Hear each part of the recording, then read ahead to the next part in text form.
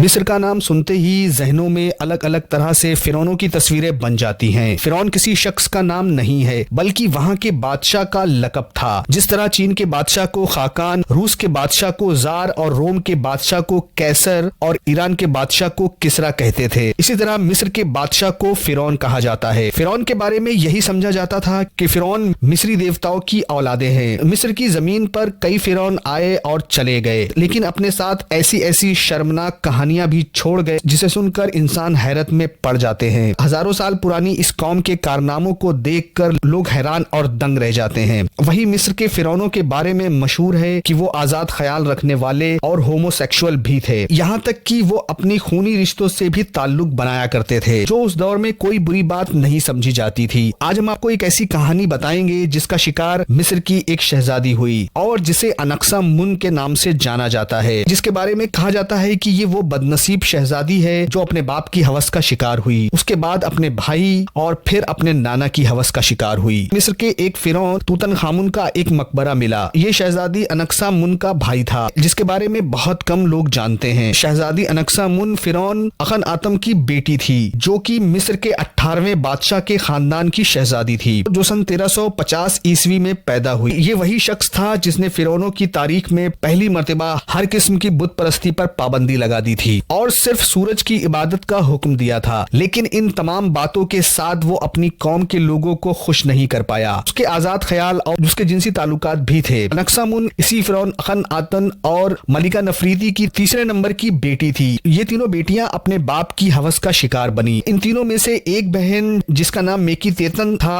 वो अपने ही बाप अखन आतन के बच्चे को पैदा करने के दौरान मर गई थी और फिर कुछ दिनों के बाद फिरौन अखन आतन की भी मौत हो गई। उसका बेटा तोत अखन आतम, जिसे तूतनखामुन भी कहा जाता है, 9 साल की उम्र में मिस्र का फिरौन बना। तो फिर जो कि उसकी अपनी सगी बहन थी, 9 साल की उम्र में उसकी शादी करा दी जाती है। ये वो दौर था जब फिरौन अपनी नस्ल को आगे बढ़ाने के लिए अपने बच्चों की आपस में शादियां करा देते थे, क्योंकि उस दौर में बादशाह का खानदान सूरज का अवतार समझा जाता था और अपनी नस्ल में शाही खून बाकी रखने की खातिर वो ये शर्मनाक अमल करते रहे। लेकिन उनके इसी अमल के नतीजे में उनकी औलादे माजूरी का शिकार होने लगी। खुद तूतनखामुन फिरौन की पैदाइश भी बहन और भाई के नतीजे में हुई। वो पैदाइशी तौर पर कमजोर और जनाना जिस्म का मालिक होने के साथ साथ एक टांग से माजूर भी था। लेकिन इन तमाम बातों के बावजूद उसने मिस्र से अपने बाप के बनाए हुए दीन को बदलकर वापस बुत परस्ती और शिर्क को आम कर दिया और बहुत ही कम वक्त के लिए कामयाबी के साथ हुकूमत की। और उसके बाप ने जो फैसले किए जिसकी वजह से लोग उनसे दूर हो गए थे, दोबारा उसने वहां के लोगों का दिल जीत लिया। शाही मजहब तब्दील करने के बाद पुराने देवताओं की इबादत को बहाल कर दिया गया। इन दोनों बहन भाई की शादी के नतीजे में 2 बेटियां भी पैदा हुई। ये दोनों बेटियां भी जिस्मानी कमजोरी की वजह से ज्यादा अरसा तक जिंदा न रह सकी। अनक्सा मुन और तूतनखामुन की जिंदगी आराम से गुजर रही थी कि अचानक 18 साल की उम्र में तूतनखामुन की मौत हो गई। अब अनक्सा मुन अकेली ही तख्त की वारिस बची, लेकिन उसका नाना अय्या, जो सल्तनत का वजीर भी था, वो बहुत ही ताकतवर इंसान था। उसने अनक्सा मुन पर दबाव डालना शुरू कर दिया कि वो उससे शादी कर ले, ताकि वो अय्या